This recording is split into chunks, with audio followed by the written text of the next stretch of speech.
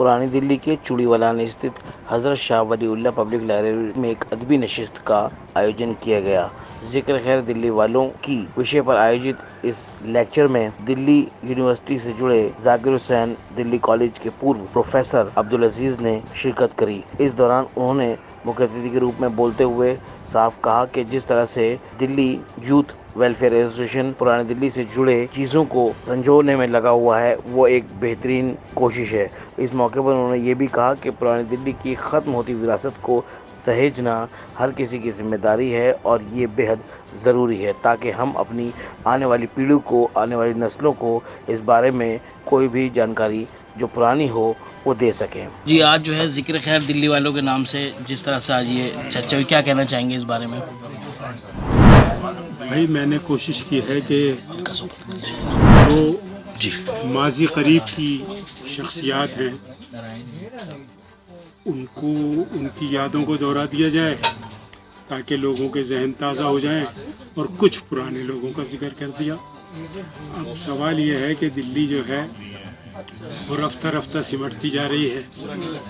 तहजीब और समाजी ज़िंदगी के ताने बाने टूट रहे हैं, तो ये बड़ा गनीमत है कि शाह वलीउल्लाह लाइब्रेरी के लोग जो हैं वो दिल्ली की बातों को रिकॉर्ड कर रहे हैं, उन पर किताब शाया करते हैं।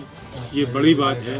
किसी भी शहर, किसी भी मुल्क की तारीख़ बहुत बड़ा विरसा, इल्मी विरसा होती है जो मुस्तक़बिल के मुअर्रिख़ के लिए बड़ा काम करती है। तो मैंने भी इसी सिलसिले को पर तवज्जो देते हुए ये मज़मून लिखा है। इसमें मैंने दिल्ली के गली मोहल्ले, उसमें रहने वाले अफराद, मुमताज़ शख्सियात का चीदा चीदा जिक्र किया है, तफसील से जिक्र नहीं किया, चूँकि ऐसे कम लोग हैं जिन पर गुफ्तगू होती है। मैंने उन पर गुफ्तगू की। आज का जो दौर चल रहा है, जिस तरह से चीज़ें आपने सिमटने वाली बात की, सिमटना कह लीजिए, ये ख़त्म होना कह लीजिए, चीज़ों को समतल किया जा रहा है सारी चीज़ें, तो यूथ को किस तरह से बताएंगे? क्योंकि ये खाली वलीउल्लाह के लोग जो हैं, वलीउल्लाह लाइब्रेरी से जुड़े लोग, ये हमें लगता है सफिशेंट नहीं है उस सब चीज़ों को आगे पहुँचाने के लिए। अब ये तो बुनियादी जिम्मेदारी अखबारात की है और इलेक्ट्रॉनिक मीडिया की है कि वो इस तरह के टॉपिक्स को लेके काम करे, और सरकार की है। तो अगर सरकार या मीडिया इस पर तवज्जो नहीं देता तो शाह वलीउल्लाह लाइब्रेरी की कोशिशें काबिल क़द्र है।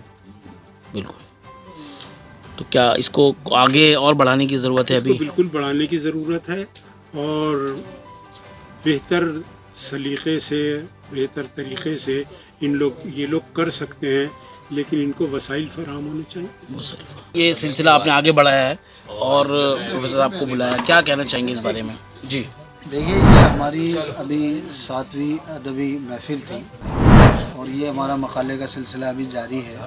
इससे पहले एक सेशन में हमारी मुकम्मल हुआ था, जिसमें हमारी एक किताब जो है दिल्ली वालों की तहरीरें शाया हुई थी। ये इस किताब में जो है, ये जो मैं किताब आपको दिखा रहा हूँ, तो इसमें तमाम मकाला निगार के मकाले हैं और ये इससे पहले शाया हुई थी।